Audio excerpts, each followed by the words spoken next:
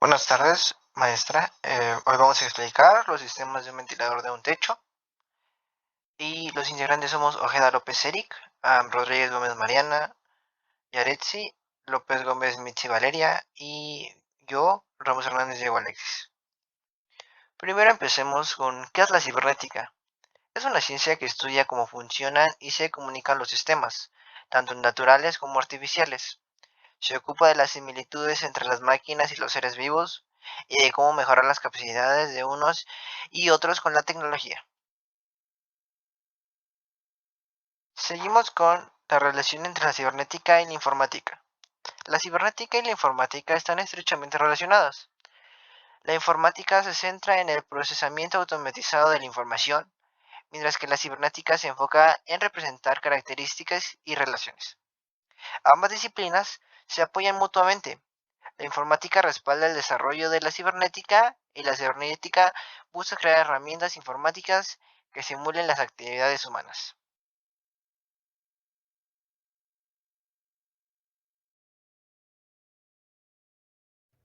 El nombre de nuestro sistema es el ventilador de techo. Partes que conforman el ventilador de techo. Como pieza A, tenemos el soporte del receptor. Esta pieza es la que va atornillada al techo y en la que debemos introducir el receptor de ventilador para que pueda recibir señal. Como pieza B, tenemos el florón superior. Es el encargado de ocultar la pieza anterior, de manera que el ventilador quede instalado de forma limpia y ordenada. Su fin no es más que estético. Como pieza C, tenemos la bola de la barra de caída. Solo los ventiladores que llevan esta pieza pueden ser instalados en techos inclinados en los que el ángulo de inclinación no supere los 25 grados.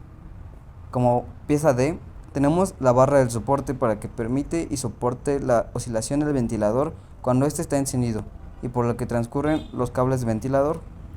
Como pieza E, tenemos el florón inferior, elemento decorativo para aportar el diseño del ventilador. Como pieza F, tenemos la cubierta de motor, pieza de seguridad que protege y cubre el motor.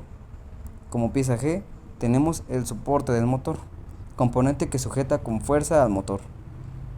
Como pieza H, tenemos la cubierta, pieza que ancla la barra del soporte. Como pieza I, tenemos el motor, encargado de hacer que funcione el ventilador de techo.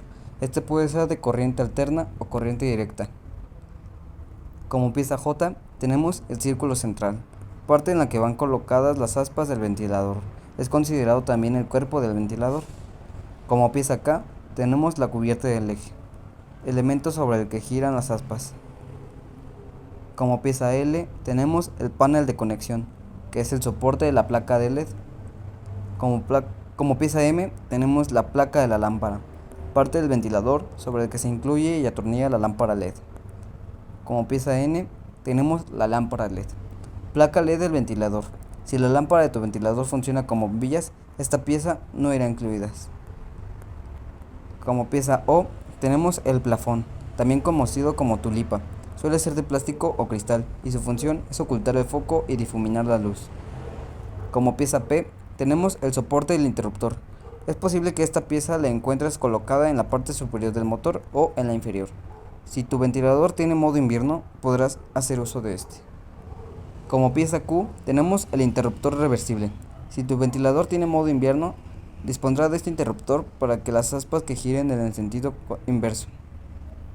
Como pieza R, tenemos las aspas, parte indispensable del ventilador. Son las encargadas de producir y mover el aire fresquito por la distancia.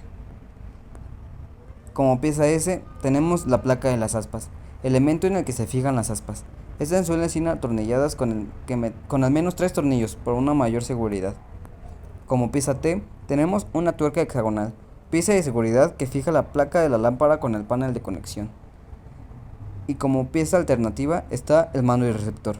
Son los encargados de hacer funcionar el ventilador en la distancia. Por su parte, el receptor queda en el interior del ventilador, mientras que el control remoto lo tendremos con nosotros para hacerlo funcionar. Objetivo del sistema. El funcionamiento de un ventilador de techo se basa en dos fenómenos físicos que nos ayudarán a obtener el objetivo. El primero es la capacidad del cuerpo humano de enfriarse a través de la evaporación del sudor. Cuando nuestra piel transpira, el sudor que se evapora absorbe calor y nos permite controlar nuestra temperatura corporal. Un ventilador de techo produce una brisa que estimula esta evaporación. De ahí que si estamos mojados y sopla viento tengamos la sensación de frío. En conclusión, nuestro primer fenómeno físico nos ayuda con el objetivo de controlar nuestra temperatura corporal. El segundo efecto físico que produce el ventilador es cuando enfriamos o calentamos una habitación con aire acondicionado o mediante calefacción. La temperatura del aire nunca es uniforme, sino que se forman capas de temperatura. La más alta está cerca del techo, que es de 1,35 centígrados, y la más baja llega al suelo. Así que en conclusión, este proceso nos ayuda a regular no la temperatura de nuestro cuerpo, sino la de un lugar.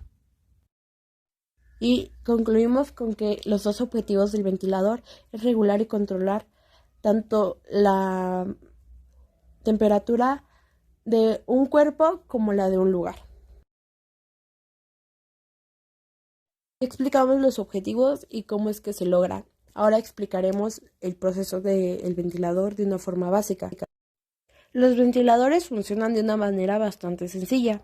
Cuando un ventilador es enchufado a la corriente eléctrica y activado a través del interruptor de encendido, la corriente ingresa a su sistema de ventilación. Pasa por la bobina y el rotor. Luego de esto, y a través de las poleas, la corriente es convertida en energía mecánica para que se movilicen las aspas y generen una corriente de aire que proporciona una sensación de frescor, cumpliendo así con los objetivos mencionados anteriormente.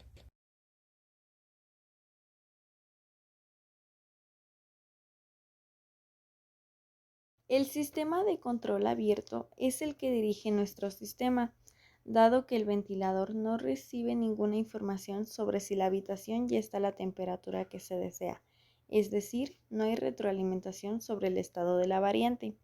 También utiliza un material para producir otro tipo de energía, en este caso aire, y no presenta barreras ni impedimentos al flujo.